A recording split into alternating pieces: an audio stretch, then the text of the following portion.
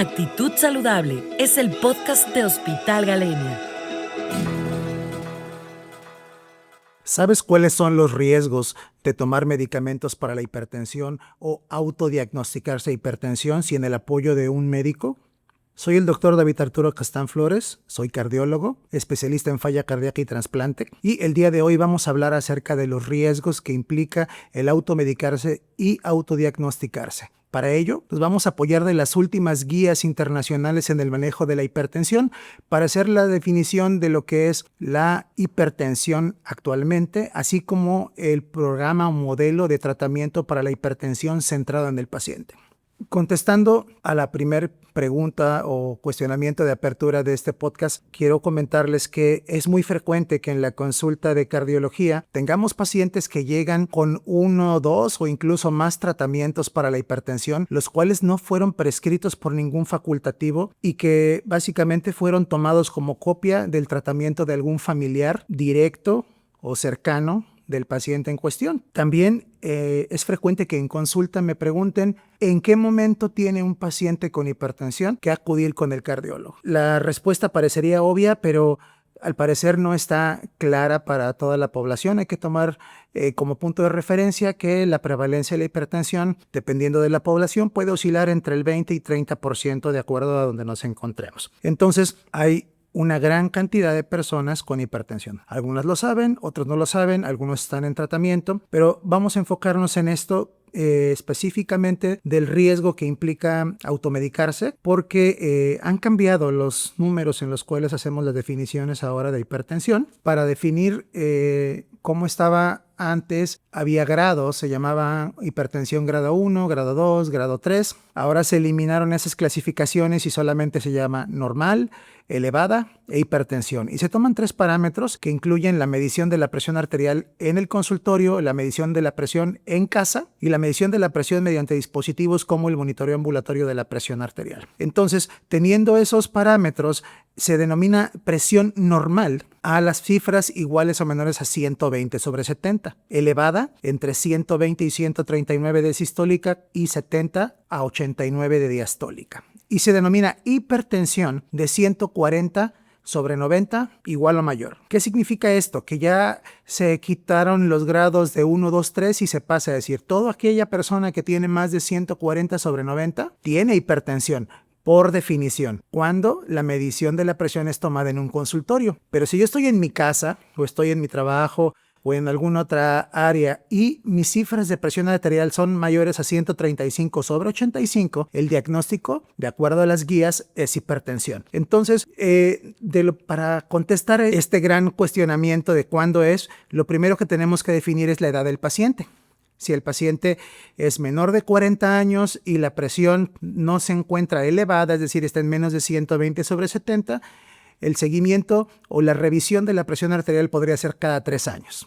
Es decir, es un paciente de bajo riesgo. Cambia cuando el paciente tiene más de 40 años o la presión arterial se encuentra entre 120/139, entre 70 y 89. Ahí tenemos que definir otro subgrupo de pacientes en el cual, si detectamos que los pacientes mayores de 40 en realidad rebasan los 85 años o tienen estados de fragilidad o una expectativa corta de vida, estos pacientes no van a tratamiento médico aunque estén en esas cifras de presión arterial, simplemente van al programa de cambios en el estilo de vida. Pero para todos los pacientes que están entre los 40 y los 84 años, existe un protocolo de seguimiento y evaluación. En la evaluación inicial, definitivamente tiene que participar el cardiólogo porque se tiene que establecer el riesgo cardiovascular del paciente basado en sus factores de riesgo, la presencia o no de daño en los riñones o el antecedente ya de una enfermedad cardiovascular como un infarto. Documentar la evidencia de daño a órgano blanco, la presencia de diabetes o de hipercolesterolemia familiar. Para eso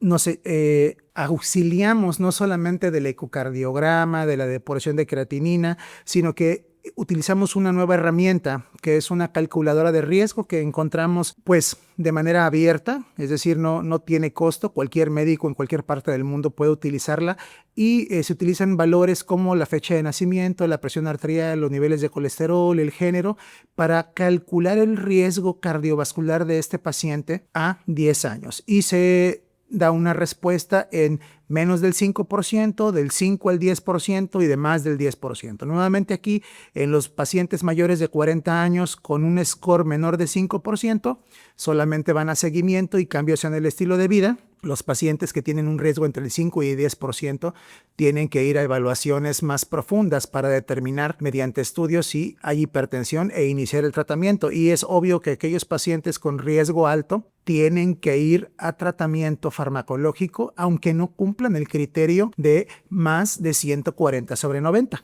Con los pacientes que tienen más de 40 años y documentamos claramente que tienen cifras iguales o mayores a 140/90, cambia un poco el punto en el sentido de determinar si existe una causa secundaria de hipertensión. Si existe, se trata, y si no hay una causa secundaria de hipertensión, se tiene que iniciar con el tratamiento farmacológico, el monitoreo continuo, con el objetivo claro de llevar a estos pacientes de más de 140 a por lo menos 120 a 129 de sistólica, 70 a 79 de diastólica. Esos serían los nuevos objetivos, resumiendo como entre el 120 y 130 y el 70 y el 80 serían los números que uno buscaría en un paciente que ya tiene diagnóstico confirmado de hipertensión.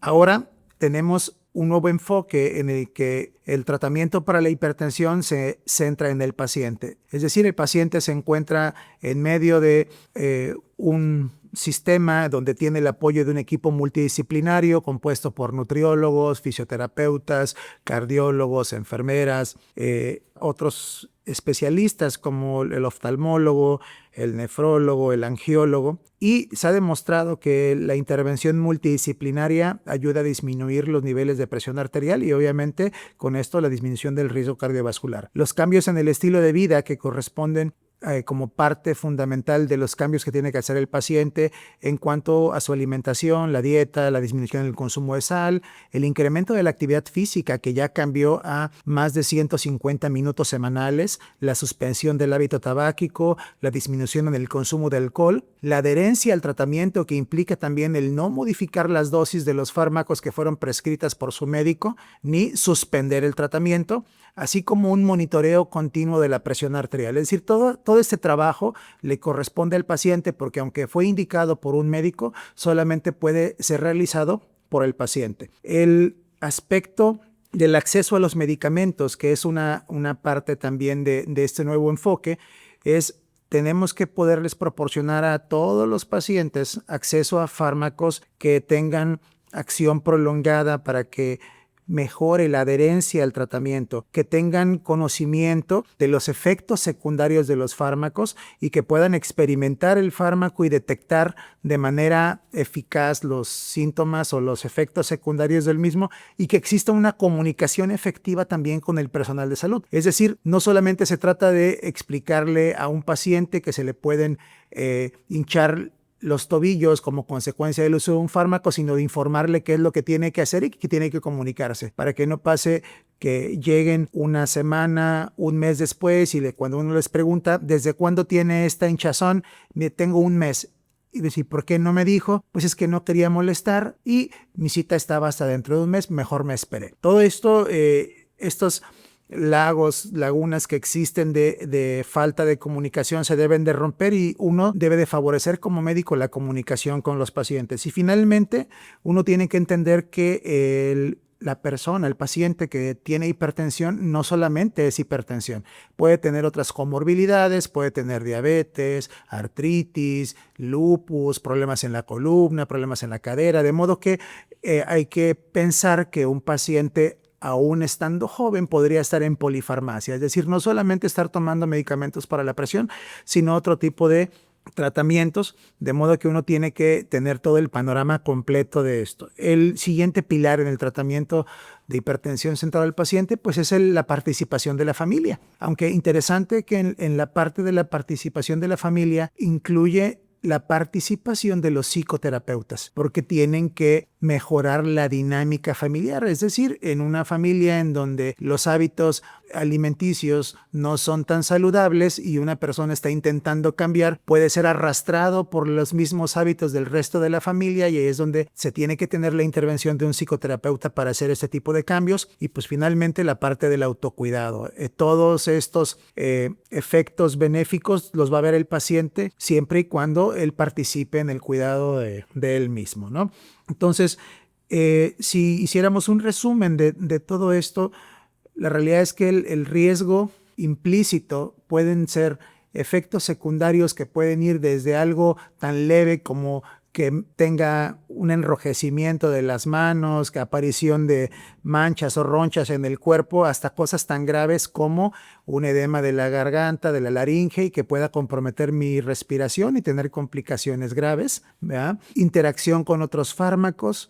El riesgo es importante, y aquí hay algo bien importante que quisiera comentar, que es que una vez que el paciente ha alcanzado las metas terapéuticas, en realidad las citas, de acuerdo a las guías, pueden ser desde 4 a 6 meses, es decir, una visita cada 4 meses o una visita cada 6 meses con el cardiólogo, la realización de un electrocardiograma por lo menos una vez al año, la realización de un ecocardiograma por lo menos una vez cada 2 años. Pero lo importante es que continúe el seguimiento. Una vez que se establece el control, el paciente puede continuar con su seguimiento con su médico familiar o con el resto del equipo de salud que se involucra en el tratamiento de la hipertensión, pero sí se debe de tener una evaluación continua, semestral mínimo, por el cardiólogo. Pues en resumen, aunque las guías internacionales nos ayudan a definir nuestra conducta sobre cómo abordar a los pacientes, yo podría considerar que no importa si tienes menos de 40 años, si existe la presencia de síntomas o la evidencia de elevación de la presión arterial, se debería de acudir a una evaluación inicial con un especialista para determinar el grado de riesgo cardiovascular que se tiene. Si no existe un gran riesgo cardiovascular, se harán solamente tratamiento no farmacológico, es decir, no pastillas, solo cambios en el estilo de vida, pero tampoco podemos poner a todos los pacientes en tratamiento no farmacológico. Habrá quien durante la evaluación se confirme que él requiere de tratamiento farmacológico. Lo más importante aquí es no automedicarse y no autodiagnosticarse. Por hoy creo que es todo lo que quiero compartir con ustedes. Espero que sigan estos consejos. Nuevamente, ojo, no se automediquen, y los esperamos en consulta. Actitud Saludable es el podcast de Hospital Galenia.